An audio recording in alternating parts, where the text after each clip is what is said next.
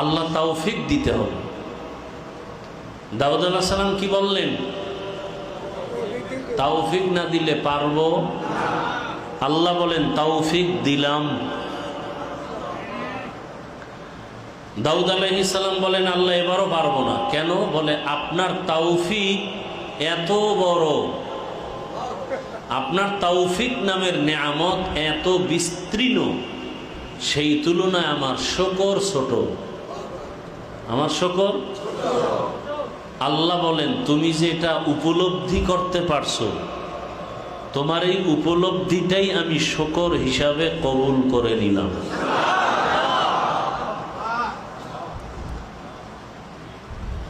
মুসা নবী আল্লাহর সাথে কথা বলতে যায়, রাস্তার পাশে এক বুড়ি মহিলা বলে আল্লাহ আমারে বানাইছে কেন জিজ্ঞেস তো।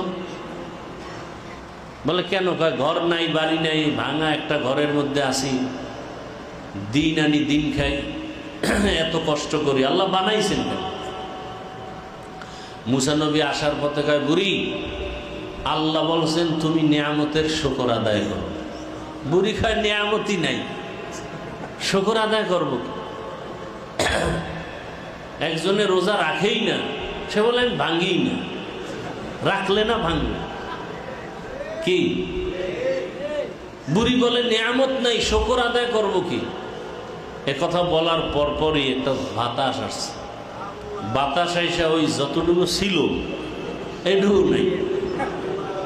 বুড়ি সেজদায় পরে কাঁদে আর বলে আল্লাহ বুঝতে পারছি এতটুকু তো আমার জন্য নিয়ামত ছিল। আমরা আসলে নিয়ামত বুঝি না, এই জন্য শুকর আদায় করি না। শুকর মানে কি? শুধু আলহামদু বলা।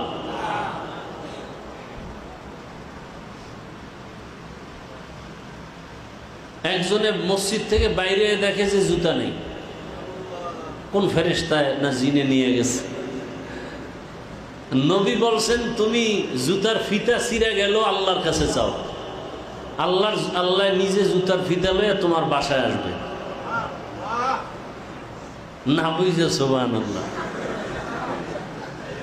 আল্লাহ জুতার ফিতা নেই আইব? হ্যাঁ, আল্লাহ আমার জুতা নাই, ব্যবস্থা করো। কিছুক্ষণ পরে বাইরে গিয়ে দেখে একজনে কানতেছে আর পাওয়াই নেই। কি নাই?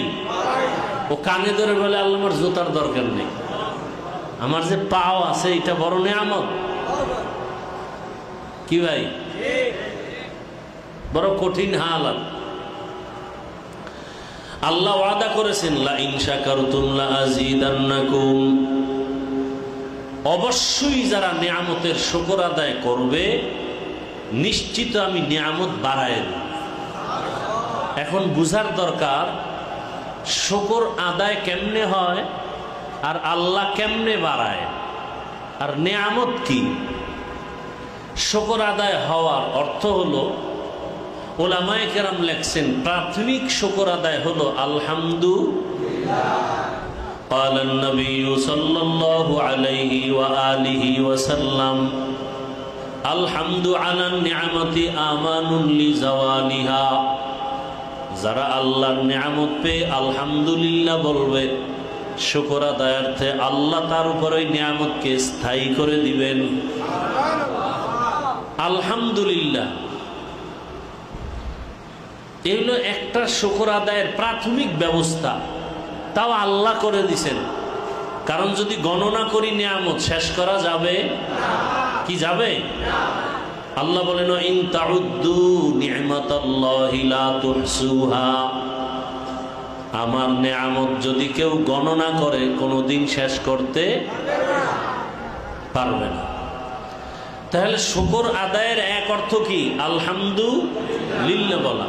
আল্লাহ কোরআন শুরুই করছেন কি দিয়া? আলহামদুলিল্লাহি রাব্বিল আলামিন। সব প্রশংসা কার?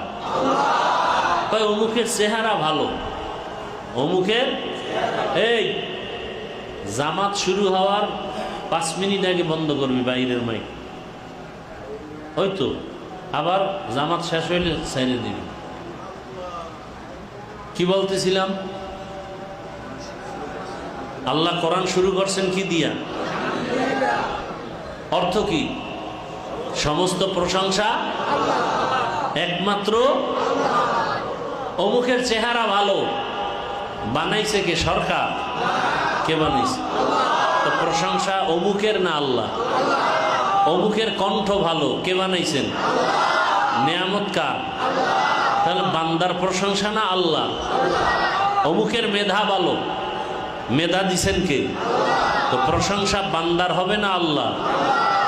এরকম একটা একটা নেয়ামতের শুকর আদায় করা সম্ভব?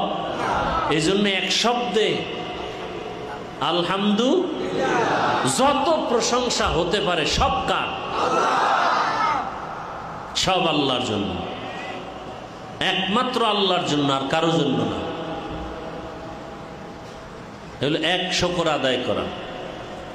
আর একটা শুকর আদায় করার মূল হাকিকত হলো আল্লাহর হুকুম মতো জীবনকে চালানো, অর্থাৎ বেশি বেশি ইবাদত করা।